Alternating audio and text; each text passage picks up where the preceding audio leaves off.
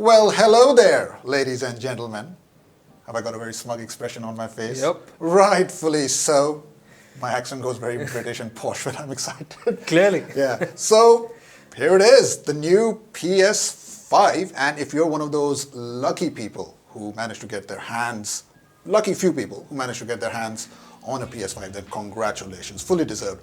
But if you're one of those not so lucky people, those unfortunate souls who couldn't pre-order on time and hence haven't got one, then I feel your pain, because I also tried to pre-order one and I was just not quick enough. And honestly, trying to get a PS5 in India is like trying to find a mystical relic in an Indiana Jones film. That's how rare these things are. But anyway, Sony did, well, they were kind enough to send us a review unit. We've been testing it out, enough to give you guys our initial reactions, first impressions sort of thing.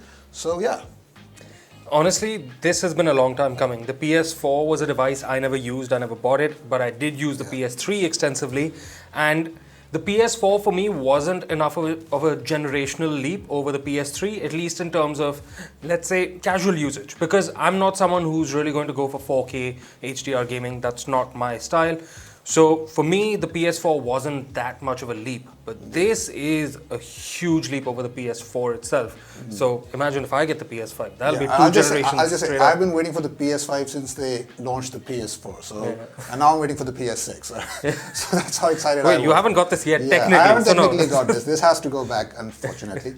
But FYI, this is the disc version and not the digital one. The digital one still hasn't made its way to India. So that means you do have to pay the full asking price of 49,990 rupees, which I think is somewhat justified considering all the tech this packs in. And also considering that this is going to last you at least 7 to 8 years. So you are paying that extra premium for longevity. I think this is very reasonably priced for what it costs. In fact, the best indicator of that was my father asked me, my 70-year-old father asked me how much this cost, and I said 50,000. He's like, wo to mehenga nahi hai phir. And that's exactly an indicator of exactly how reasonable this is for the technology it packs in. But there is another thing different for this, at least as compared to the PS4, which is the PS4 never had to compete with mobile gaming, which this really does. And that, I think, is the biggest issue that most people, or at least most gamers, will have, whether to pick this or to go for a PC setup, a really high-end PC setup, or just say, you know what, we'll just get a high-end flagship phone and just stick to mobile gaming. Unlike a smartphone, which has a very short life cycle in terms of incremental upgrades, a console like this one comes every couple of years. So naturally, the expectations are going to be very high for this. And for the most part, the PS5 delivers. It's got better graphics, better CPU, better GPU, it's got faster SSD. Make no mistake that this better remote control, again we'll talk about that in a bit, but make no mistake that this has been built from the ground up to give you the most immersive gameplay experience. Yeah, and I think that is what it all comes down to. If you need the most immersive experience, then this is something that you'll have to go for. But the fact that you need to get something as large as this, put it in front of your television, you need a television, you need a decent enough audio setup. And let's be very clear, and this is just like an important note you should consider. If you are planning to buy the PS5, if you can find one, then just make sure you're playing it on a 4K TV or a TV that supports HDR. Because if you're not, then kind of defeats the purpose. Exactly. Then you might as well just go out and get a PS4 Pro or something. You'll get pretty much the similar results. Overall, I think the PS5 is now finally here at the right time, in the right form. And it's all about what it adds to the gaming experience for most people. Now, there are a couple of nitpicking issues that we do need to address. They're not deal breakers, but they still need to be addressed. So the first thing being that on the box, it says it gets 825 gigs of storage. But after you install the software and everything, it's more like 670 gigs. And once you start downloading and installing games, that storage is going to deplete even further. Especially AAA titles. So like let's say the new Spider-Man game, that's about 40 GB. Demon's Souls, that's another 40 GB. Imagine GTA 6, that's probably going to be 500 GB. So who knows? Another quick thing that we need to talk about is the lack of PS5 exclusive titles, right? Right now, I think there's only 3 or 4 games. So you've got, and I'm talking about the first-party PS5 games. So you've got Spider-Man Miles Morales, which is a launch title for the PS5. Then you've got Demon's Souls, and then you've also got Astro's Playroom. But other than that, there aren't whole many PS5 exclusive, but of course, down the line, that catalog will be expanded. And that's something we also saw with the PS4 initially when it launched. There weren't a lot of titles, and that's something that happens with almost all new consoles. But then again, this is the first time Sony has launched a product with this much hype, and I think that's what's caught consumers and Sony out alike, because that's why developers don't have anything ready for this per se.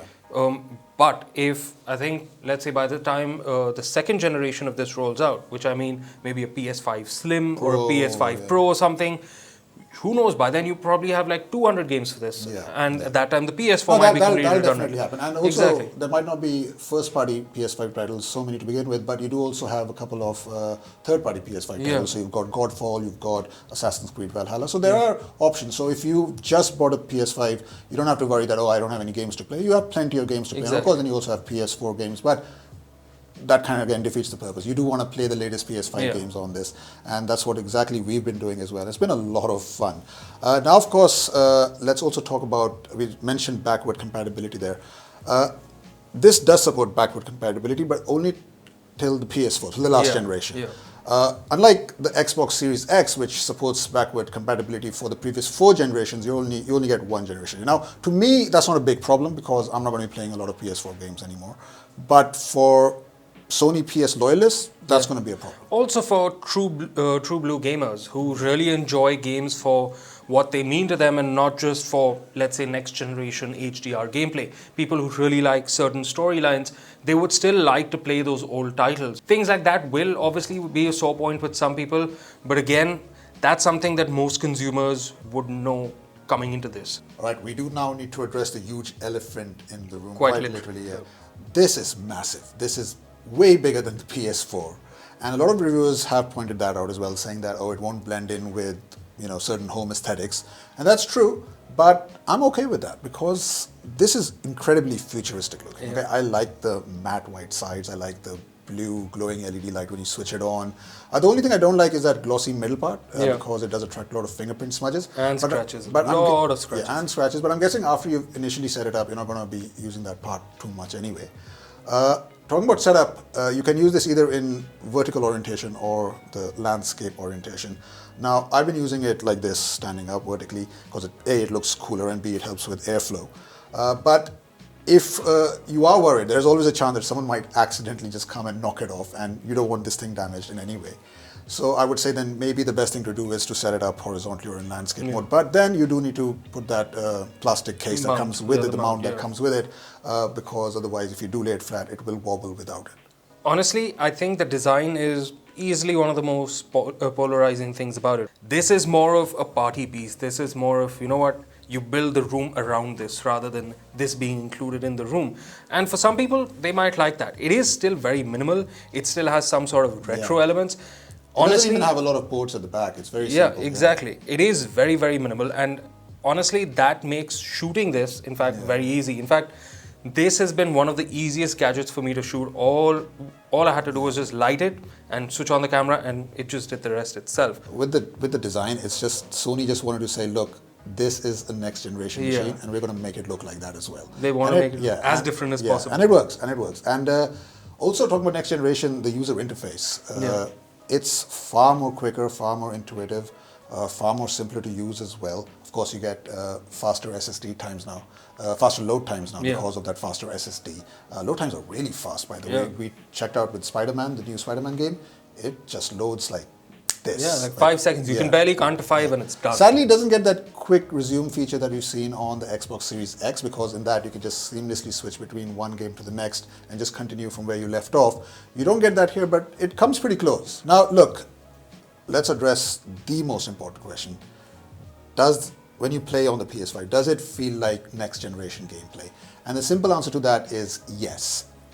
Mostly because to something called ray tracing, a term you've probably heard before the launch of the PS5 and even during the launch of the PS5.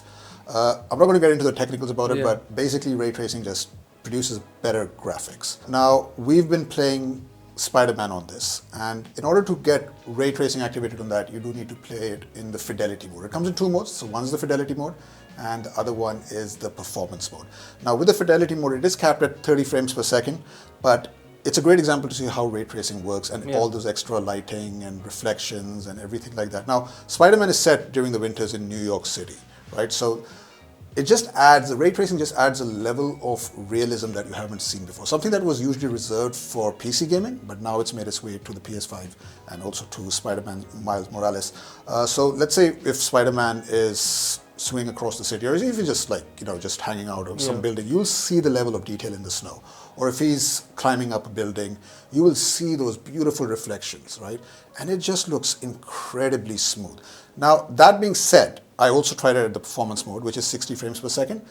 I personally couldn't make out that much of a difference because it also looks good in 60. While it doesn't have that option, but the graphics are so good, the VFX is so well done. I think it's more done by the game developers than anything else that you won't really be able to tell. But if you can tell, if God is in the detail, then definitely go for the fidelity mode because you're really, really going to enjoy playing on that. Yeah, but ray tracing is something that we still need to see who really wants the ray tracing. Who is this really for? Is this for your complete nutty gamer, or is this for your casual gamer who just wants to turn it on after a long day at work?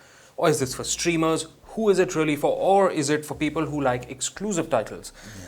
That's basically what you have to decide when you're buying this. What do you really care about? Do you care about absolute gaming performance? Well, this does it, but to a certain extent, because it is again limited by what display you hook it up to. Yeah, that's very true. If you're someone who wants absolute precise control over your controls, then obviously a controller is not going to cut it for you. You need a keyboard and mouse. So again, then you're a different kind of gamer. So again, this is for a very specific kind of person, which isn't to say that it alienates most users. It is also for the very casual person, mostly because of that reasonable price tag, like we said. Yeah. So again, whoever's buying this really needs to get their priorities straight and say, you know what, I really want ray tracing. That is the next generation. I really want to see it. But then you also need to have displays, etc., that are compatible with it and make it look as good as it's meant to look. Okay, so we've saved the best for last, right? Now, I can't even think of something. Isn't it? Oh yeah, there you go. This right here, right? This is so cool, right? So I'm just going to go for the first time ever on this show on my main camera, and the close-up camera, just to show them. This is a beautiful controller, right? So the new DualSense controller, it's a little bit bigger, a little bit heavier, but it's got very nice buttons, feels very tactile, it's got USB-C. But the biggest highlight over here are those adaptive triggers and those improved haptic feedback that you're getting over here. Plus, one more thing, attention to detail, right? If you look really, really closely over here, you will at least see, let's say, about 40,000 PlayStation symbols, right? That is epic detailing, right? You need a nice macro lens to really get into it, or you really need to hold it up close to your eye. But once you see it, it's like a really nice Easter egg that you'll always, it's something you'll always share with people whenever you're playing on it. And say, oh my God, have you seen all those symbols? It is kind of a neat trick for them to have done that. But if you want to get a good idea of how good the adaptive triggers on this is and how good the feedback is, you need to play a game called Astro's Playroom, right? Now, this is a demo game that comes with the PS5. But it gives, and it's a really silly game. I mean, all you're doing is jumping around and moving stuff and just finishing some challenges. But when you make Astro run, you can actually feel the pitter-patter of his feet as he's running across some water or some sand, or if there's some heavy gust of wind, you'll feel that, right? And you'll feel that on the touchpad, you'll feel that on the triggers. And let's say if Astro is pulling something, you will feel that trigger resistance. And that's what it really comes down to, immersive gameplay.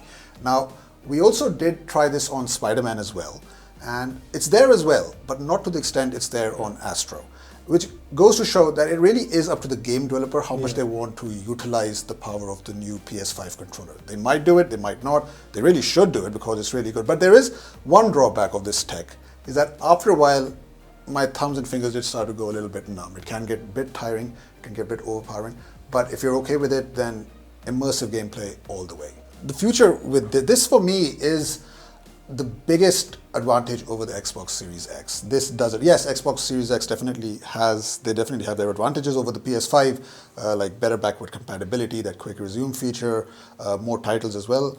But if you're a hardcore Sony PlayStation loyalist, you don't really have any other choice. It really comes down to this, and it really comes down only to this remote. It is a beautiful piece of tech, and it doesn't get any better than this. I will say this, that it this does signify that Sony is really not building consoles for the high performance gamer, because it understands that most of the times the high performance gamer is going to go to a PC setup. They're not really going to care about gaming on a console, because again, controllers will not give you as precise control as a keyboard and mouse can.